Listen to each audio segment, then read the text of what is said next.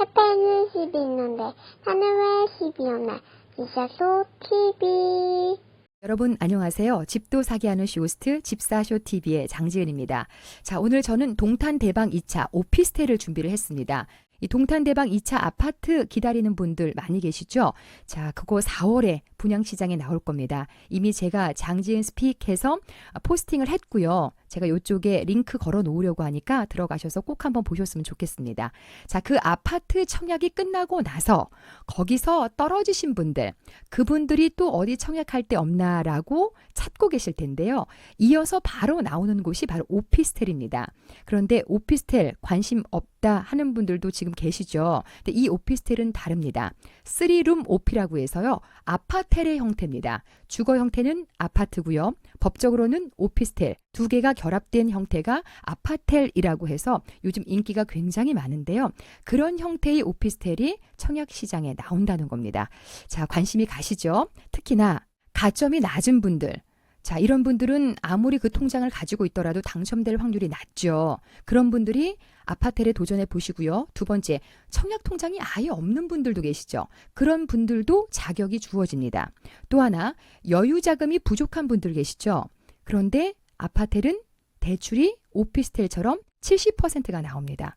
굉장히 반가운 소식이죠. 여기에 다주택자들, 세금 부분 때문에 뭔가 더 주택을 늘리기에 부담이 되는 분들도 오피스텔에 관심을 많이 보여주고 계십니다. 그런 분들에게도 좋고요. 또 하나, 실거주 상황이 안 되지만 투자처를 찾고 있다 하시는 분들에게도 이번에 좋은 기회가 될 것 같습니다. 자, 점점 관심이 높아지죠? 예. 자, 그러면 어떠한 내용인지 지금부터 자세하게 소개 올리도록 하겠습니다. 시작합니다. 집도 사기하는 쇼호스트 집사쇼 TV. 동탄이 어디야 하는 분들을 위해서 잠깐 설명을 드리겠습니다. 동탄은 화성시 동탄입니다. 2기 신도시에 해당이 되는데요. 수도권 남부 대한민국 최대 규모의 신도시입니다. 신도시. 판교도 크고 분당도 큰데 판교와 분당을 더한 규모의 1.2배 수준이고요. 주거와 교통, 첨단 비즈니스 산업이 조화된 계획도시로 지어졌습니다. 일자리도 많은데요. 삼성전자가 있고요. 동탄의 일반산업단지, 화성 일반산업단지 등등이 있습니다. 여기 근무하는 근로종업원 수만 하더라도 18만으로 경기도 1위에 해당이 되고요. 이쪽에 또 이런 것들을 지원하기 위한, 서포트하기 위한 광역 비즈니스 컴플렉스가 조성이 됩니다. 그리고 SRT 이미 들어와 있고요. GTX, 광역 환승센터 등 경기 남부권 광역 교통망의 중심지로서 급부상하고 있는 지역인데요. 자, 어느 정도냐면, 자, 쿼트로플 역세권입니다. SRT가 지나고 있고 GTX-A 연결되고요. 인덕원선 그리고 동탄 신도시 내에 트램이 또 연결이 됩니다. 그래서 모두가 다 이 동탄역에 모이게 되는 거죠. 자, 트램은 2028년에 고시가 끝났기 때문에 운행되는 것이 확정이 됐고요. 분당선도 연장이 됩니다. 기흥에서 동탄을 거쳐서 오산까지. 그리고 수도권 내륙선이 또 연결이 됩니다. 동탄에서 출발해서 안성을 지나 진천 국대선수촌, 충북 혁신도시 그리고 청주공항까지 갑니다. 자, 동탄 부발선도 있는데요. 동탄에서 시작이 돼서 이동을 거쳐 원삼 SK 부발역까지. 타당성 검토 용역 수행했고요. 경부 고속도로가 지하로 내려가고요. 그 위에 3, 40층의 업무지구가 지어지게 됩니다. 자, 그럼 잠깐 보시겠습니다. 이해를 돕기 위해서 사진 몇 장을 준비를 해봤습니다. GTX-A가 운정에서 출발해서 저 아래 동탄까지 내려갑니다. 그 다음에 인덕원에서 동탄까지 연결이 되는 복선 전철 그리고 트램 노선까지 확인하셨고요. 그 다음에 자, 경부고속도로가 이렇게 지하로 내려갑니다. 그리고 이 위층으로 63빌딩 못지않는 높은 건물이 들어서게 되고요. SRT 들어오고 GTS 들어오고 동탄에서 인덕원까지 복선 전철도 연결되고요. 굉장히 좋아지겠죠. 자, 여기 잠깐 보시겠습니다. 지금 광비콤이라고 해서 동탄의 광역 비즈니스 컴플렉스가 조성이 되는데요. 업무지구입니다. 업무지구. 동탄역 서쪽으로 들어오게 되고요. 최고 63층까지 오피스 건물이 지어지게 됩니다. 컨벤션 센터, 호텔 등 28개의 업무지구가 들어오고요. 이미 우측에는 또 롯데백화점이 있죠. 그리고 일자리들도 이렇게 많기 때문에 이쪽으로 인구 유입은 불보듯 뻔하고요. 자, 일자리들 자세하게 좀 보시겠습니다. 삼성전자 화성, 삼성전자 기흥이 있고요. 동탄 테크노밸리 붙어 있고요. 그리고 동탄 일반산업단지가 아래쪽에 또 붙어 있습니다. 연봉도 굉장히 높은 수준이라서 제가 강조해드렸던 역학, 개세, 인연 모두 다 높은 점수를 받는 지역이 동탄이 되겠습니다.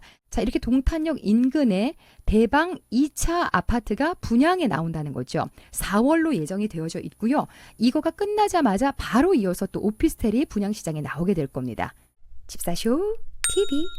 자, 그러면 분양 정보 조금 더 자세하게 보시겠습니다. 지금 보시면 지하 6층에서 지상 49층까지 아파트가 531세대 그리고 오피스텔이 323호 이렇게 열린다는 얘기입니다. 자, 오피스텔은 75제곱미터가 43개, 84A 타입이 92개, 그리고 84B 타입이 188개가 나옵니다. 모두 다 323호 이렇게 열리는데요. 예상 일정은 지금 이게 대방의 홈페이지인데요. 4월 1일자로 오픈될 것으로 나와 있습니다. 그리 멀지 않았습니다. 그래서 아파트 일반 분양도 그렇고 또 아파텔도 그렇고 분양 시장에 나오게 되면 제가 자세하게 안내해 드리도록 하겠습니다. 자, 그런데요. 이렇게 아파텔 같이 투자하기 좋은 게 나오면 그냥 덥석하는 게 아니라 반드시 장단점을 좀 분석을 해보셔야 됩니다. 그래서 지금부터는 장점과 단점을 분석을 해드리는 시간을 갖겠습니다. 일단 장점은요, 많습니다. 이제 주거용으로 등록을 해서 전세를 넣으실 수가 있습니다. 우리가 보통 분양가 상한제가 적용되고 있는 지역에 분양이 나오게 되면 이제는 이 전월세 금지법이라고 해서 입주 시점에 반드시 우리가 입주를 해야 되잖아요. 전세 월세를 못 주잖아요. 그런데 이 아파텔은 이 주택법이 적용이 되지 않고 건축법이 적용이 돼서 전세를 넣을 수가 있습니다. 전세를 넣을 수 있습니다. 전세 가능합니다. 적은 자본으로 투자하실 분들 하셔도 좋겠고요. 그 다음에 분양권 상태에서는 주택으로 간주되지 않습니다. 이거 기억하시고요. 그 다음에 주택담보대출이 70%나 가능합니다. 이게 좋은 게요. 자, 분양가의 70%가 아니라 입주 당시에 시세가 없잖아요. 그래서 감정가를 정하거든요. 이 감정가의 70%라서 아마도 그때쯤이면 시세가 많이 올라 있을 것 같아서 분양가의 한 100% 금액이 대출로 나오지 않을까라는 생각이 들거든요. 자, 요 점 꼭 참고하세요. 그래서 일단 계약금만 준비하면 되지 않을까라는 생각이 듭니다. 또 하나는 취득세, 다주택자에 대한 중과가 없습니다. 그래서 어떻게 하시냐면 다 이제 투자를 하시고 난 다음에 아파트고 주택이고 다 매수하신 다음에 맨 마지막 단계에서 아파트를 투자를 하시면 이미 주택이 많다고 하더라도 취득세는 4.6%로 고정입니다. 이 점은 참고를 하셨으면 좋겠습니다. 이거 괜찮죠? 그런데 단점도 있습니다. 단점은 취등록세가 이제 4.6%입니다. 이게 장점이라 그러셨잖아요. 했는데 무주택자인 사람이 주택을 샀을 때 취등록세는 원래 4.6%까지 나오지 않습니다.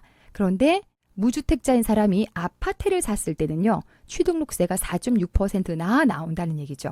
약 3,500만 원 정도 될 것 같고요. 근데 분양구실이 100세대를 넘을 경우에는 등기 후 전매를 하셔야 됩니다. 등기 전에 전매가 불가능합니다. 반드시 내 명의로 등기하시고 세금 내시고 그 다음에 전매가 가능하다는 점 기억하시고요. 그 다음으로 주거용으로 사용할 때는 주택분에 대한 재산세 내셔야 됩니다. 그리고 종부세도 포함이 된다는 것도 기억을 하시고요.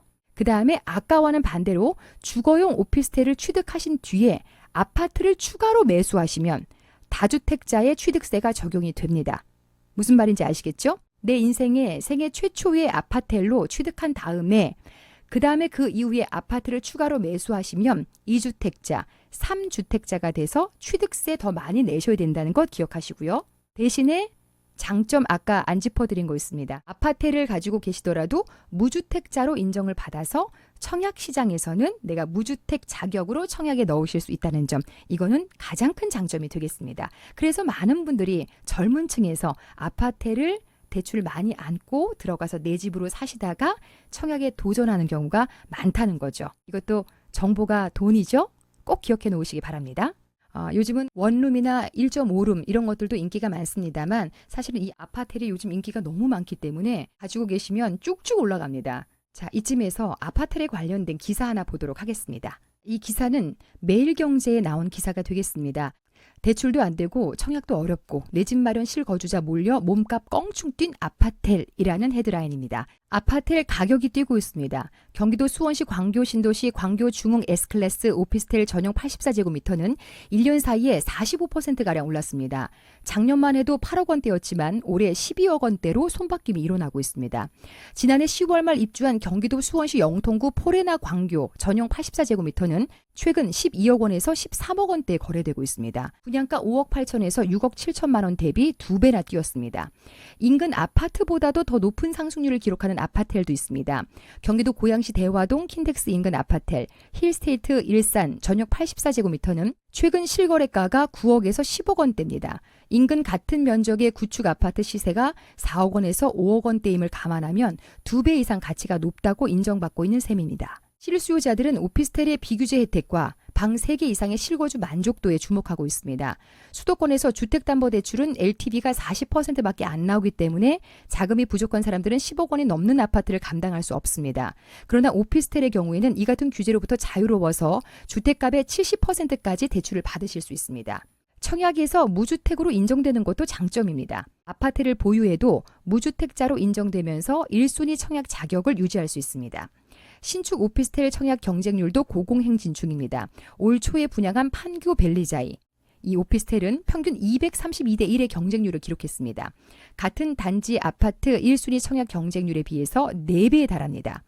오피스텔 청약은 청약 통장이 필요 없고 재당첨에 관계없이 만 19세 이상이면 누구나 할 수 있습니다. 청약 통장 가입 기간, 부양 가족, 무주택 요건 등을 채워야 하는 아파트 청약보다는 허들이 낮아서 많은 이가 주목하고 있습니다.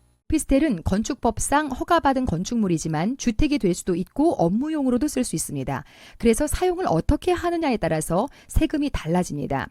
지난해 8월 이후 주거용 오피스텔도 주택으로 취급하도록 법이 바뀌었기 때문에 이 점에 유의하셔야 됩니다. 주거용 오피스텔은 주택법상 준주택으로 분류가 됩니다. 일부 바닥 난방도 허용됩니다.